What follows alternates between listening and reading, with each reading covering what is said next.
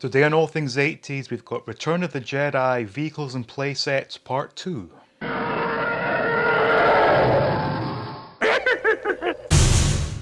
Welcome back to All Things 80s, and today we're going to continue the series with Part 2 of the Vehicles and Playsets released in Return of the Jedi packaging. So without further ado, let's jump in and look at the remaining 10 sets and see how much they're going to cost. So, part 2 of the Return of the Jedi Vehicles and Playsets, starting with the Y-Wing fighter. Brand new, $800. I have to say, in the grand scheme of things, that's a pretty good price actually. And this set does look pretty good. Never had it as a child, always wanted this one, but wasn't lucky enough to get one, but I guess I could nowadays for $800. Next up we have the B-Wing, which is also $800. This one is mint condition, box opened but never played with.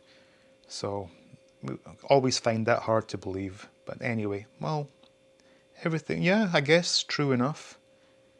Yeah, $800 for that. Now, me personally, I did not like the look of the B-Wing.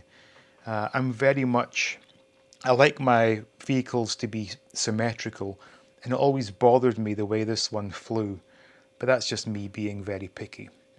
Next up we have the mini rig Desert Sail Skiff. Very strange looking little set here, but this one is brand new, graded of course, $465, and to me that's rather expensive. This one, another strange looking mini rig, the Endor Forest Ranger vehicle. I was never aware of this as a child, and I can see from the artwork that my interest in Star Wars had, ceased to exist by the time the Endor figures were released. Although I did have the Rebel Soldier or Commando, but yeah, I wasn't aware of this as a child. This is brand new. We'll call that $300. Yeah, wow, it's got a lot of stickers. That's pretty cool. Yeah, $300 is a bit much though. Now, this one, what can we say about this? $90, sorry, 90 euros, approximately 106 US. We'll call it 110 US. Reasonably cheap in comparison to other Star Wars toys, but we can see why. That's a truly awful looking thing. I don't know if they sold many of these back in the day, who knows, but certainly of no interest to me. Something else of no interest to me, the Ewok Combat Glider for $350, brand new, graded again.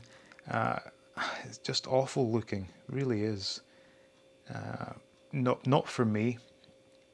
Next up, now this is nice, the Imperial Shuttle. This one is used. It was the best I could find for $1,300, and everything present and correct. It does look to be unused, so $1,300 for that. I guess that's the price you're going to have to pay. Now we have a very bizarre looking carry case. This is the laser rifle figure carry case, brand new, $180, and it looks like the plastic has begun to yellow a bit. But this again, something that is of no interest to me whatsoever. So $180 gets you one of those, brand new. Rancor Monster, brand new, $300. Touch expensive, but it is brand new and sealed. Well, it's not sealed, obviously. Here we go. But it does look to be. Is it still attached to the box? I can't really tell. But 300. What does it say? $300 for that. Touch expensive. And finally, the last vehicle in playset that was released under the Return of the Jedi packaging was the TIE Interceptor. Couldn't find a brand new one. This was the best one I could find, so the buy it now is $400. But it looks to be all present and correct. Got the instructions, got the box. All I can say is at least Kenner ended the Return of the Jedi line on a high note, because this is a great looking ship. So for that ship, it's $400. So if you were keeping score there, you would realize that for those 10 sets, it's going to cost $5,005, which does seem quite cheap in comparison to all the other lines of toys we looked at. But to be fair, there were some pretty awful sets in that section, especially those Ewok accessories. You almost couldn't pay me to take those, but that's another story.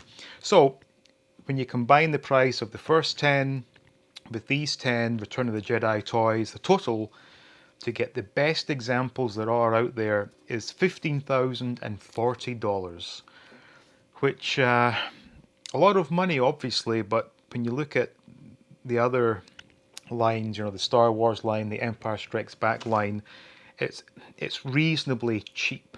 If you are one of those people that has to have the best of everything and you are a completist, it's not too bad of a price, I guess. So that concludes the Return of the Jedi line. So I want to say thank you all for watching, with special thanks going out to the Patreons who help support the channel. Please like the video, please subscribe, and as always, stay tuned for more videos from All Things 80s.